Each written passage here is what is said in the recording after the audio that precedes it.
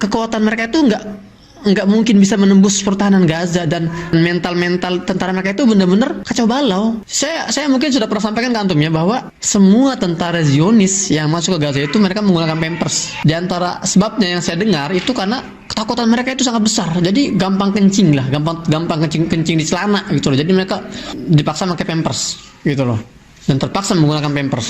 Jadi kalau yang bertanya misalnya, jadi kapan mereka rencananya mau masuk serangan darat? Saya nggak perlu menjawab dengan jawaban dari saya, dengan analisa terlalu ribet ya, terlalu bertele-tele.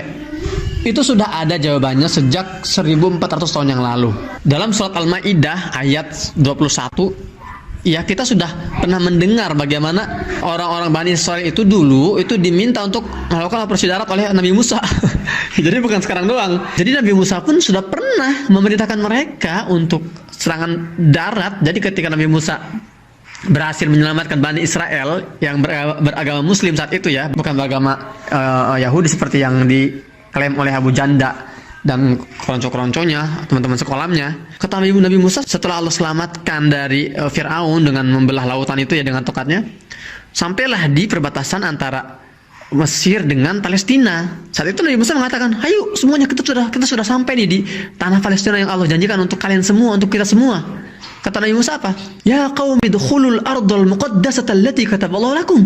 Wahai Bani Israel, ayo kita masuk semua nih.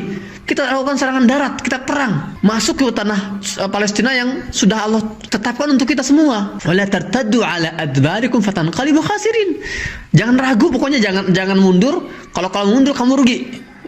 Dan dalam ayat lain dikatakan, kalau kalian masuk, kalian pasti menang gitu loh. Apa jawaban Bani Israel saat itu? Qalu ya Musa inna fiha qauman jabbarin wa inna lan nadkhulaha hatta yakhruju minha fa in yakhruju minha fa inna dakhilun.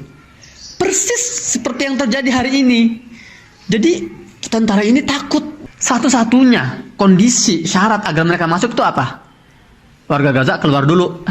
Itu persis kondisinya seperti yang terjadi saat masa Nabi Musa, sama seperti yang terjadi hari ini. Dulu ketika mereka diminta masuk oleh Nabi Musa, masuk aja, kalian pasti menang. Kata mereka, nggak mau, wah takut saya, di sana ada orang kuat, kami nggak akan masuk kalau mereka tuh belum keluar. Jadi mereka keluar dulu baru ntar kami masuk. Artinya dia tuh nggak berani perang, takut. Operasi darat itu nggak berani.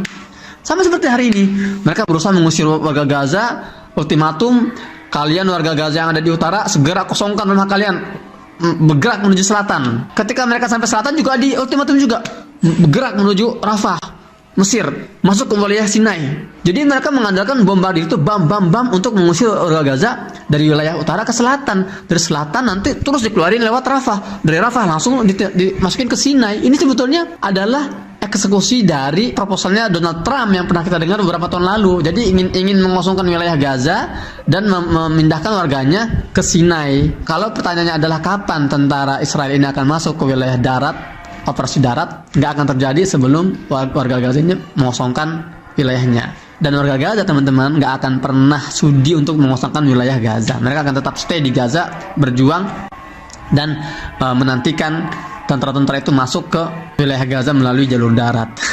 Jadi sekali lagi, sejarah selalu kembali berulang, ya hanya tokoh-tokohnya yang berbeda. Yang terjadi di masa Nabi Musa terjadi hari ini.